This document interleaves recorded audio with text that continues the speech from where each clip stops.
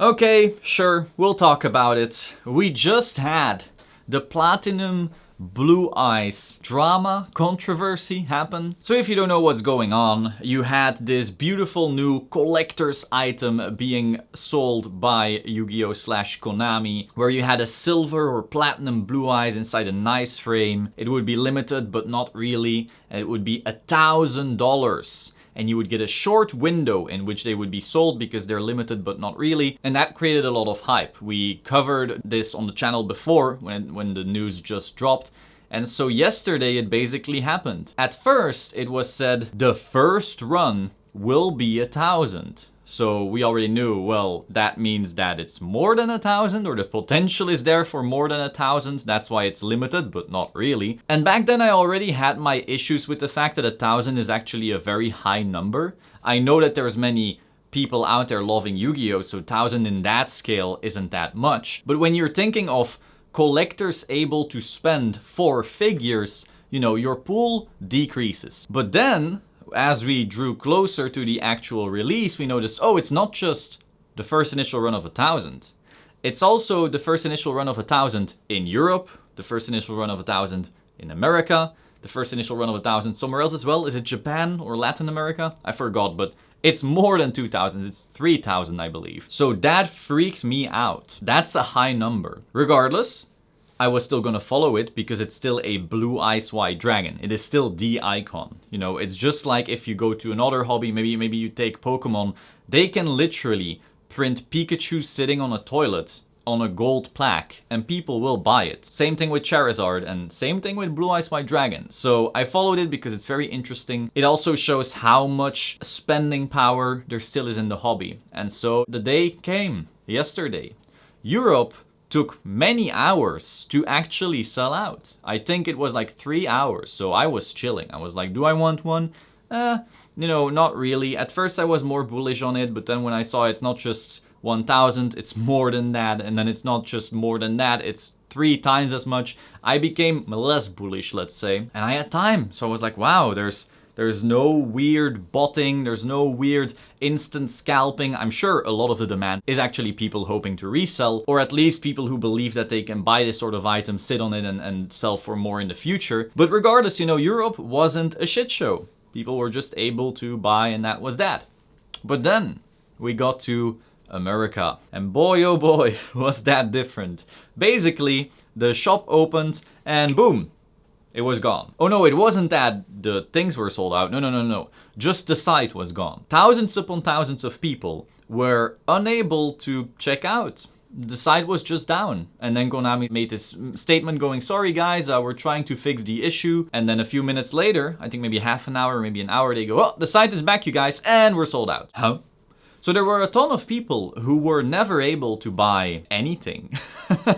And so I don't know who ended up getting those sales. Was it some kind of automated bot army?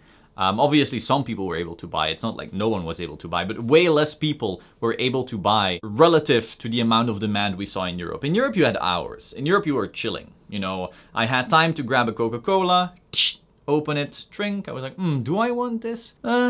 Nah, I'm not FOMOing into this kind of stuff, it's okay, nah. In America it was boom, shit was over. For Latin America, I noticed people had to like send in some type of application or some weird thing, like it was much more manual, so I don't have any clue as to whether that's sold out or how that's gonna end up working out for them. But I hope it's a cleaner process than America. So now we are in this situation where on eBay, scalpers, who, by the way, don't have anything to do with Yu-Gi-Oh! Like, there was a lot of just sports cards type of guys who instantly, probably with bots, bought this shit out, relisted on eBay. We saw them relist for 4,000, for 2,800, for 6,000, and so forth. And then some sold. Now, I'm doing it with these hands because one thing you need to realize is that when these types of guys launch their bot army to try and buy this stuff up and then instantly resell in the sneaker game, in the video games game, what they will often do is instantly list on eBay for a huge price, buy it with another account to show sales at those new price levels, and that way basically fool Timmies into thinking that there was actual demand at those prices and that they better quickly buy for the only 4,000 because look, it's already selling at 6. So be very aware that it's entirely possible that a lot of those sales on eBay are faked. Now, with that being said, that didn't stop those potentially fake sales from still creating FOMO and still having people, real people, actually buy these at these inflated prices. So we've already seen some of these actually sell on Facebook groups at 4,000 and higher. So while there's definitely inorganic bullshit going on at those price levels, there's also organic bullshit going on at those price levels because of the inorganic bullshit. Now, some people are very angry. There were people who were just interested in buying this thing at $1,000 and couldn't because of very stonks, scalper, reseller, flipper, whatever you want to call it, practices. So how about we go through the bull case and the bear case for this product? First, let me state that in the short term, I think if you were able to buy at 1,000, it was probably good of you and you were probably able to sell for a quick buck, you know, and get your profit. So if that's what you were wanting to do, good job, I guess, if you succeeded. But that doesn't mean that this is a long-term investment. So just be aware of that. You can, in the short term, buy and quickly flip, and that can work out for you, and then you made your money, and that is what the more sophisticated people who speculate on this type of stuff will probably do. They buy, instantly flip, and they got their profit and they're out. Whereas some people will sit on this stuff for years and years and years and hope that that will work out, and we don't know. But let's go over the bull case, you know, if that's what you're trying to do, and the bear case. So again, this is about holding this item long term. Short term, I'm sure the flip game will work out. So the bull case for this item long term is, first of all, it's a Blue Eyes White Dragon.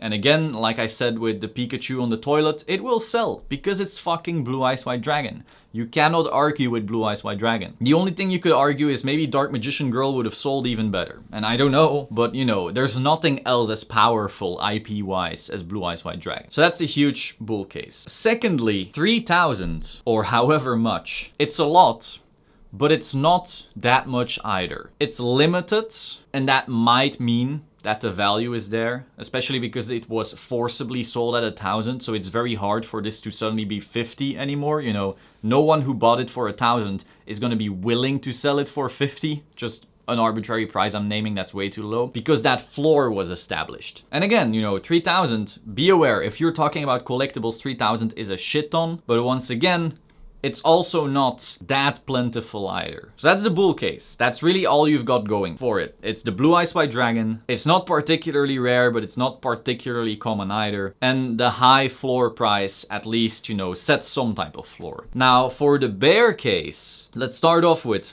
3,000 is quite a lot. If you're comparing this to any collecting category, 3,000 is a lot. And even if it's 2,000, that's a lot. And if it's 4,000, that's a lot. But even worse than that, they said initial run. Do you know what that means? That means that if they notice, hey, we just made $3 million, or however much it was. Is it 1 million? Is it 3 million? I didn't even bother counting. But we just made this shit ton of money. Easily 7 figures in an hour, maybe a day. They think, well, let's do that again.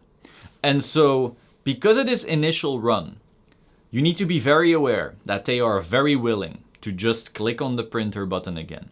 That is a massive risk.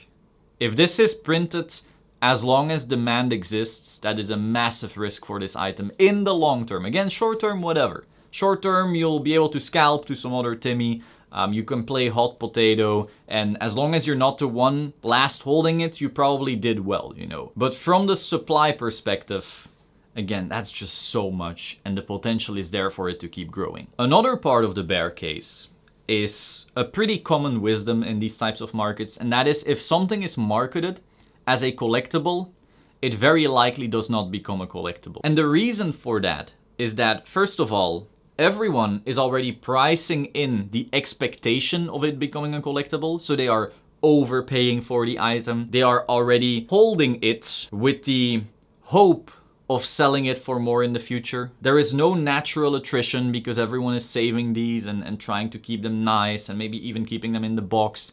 There is nothing like that. There is no organic wave that creates that collectability. There's none of that. It's just instantly, here's a collector's item. And you'll collect it because it says the word collectible, you guys. And that is a huge risk. Always has been. And sure, that may do well, you know, market price wise in the short term and so forth. But long term, very often, if it's labeled collector's item, it's probably not going to be a collector's item. The final bear case is the question: how many people are actually buying these because they want them versus how many people are buying these because they believe they'll make money of it? Again, if 50% or 70% of 80% of the sales of this thing were it'll go up and not I want to put this in my house, we have a problem.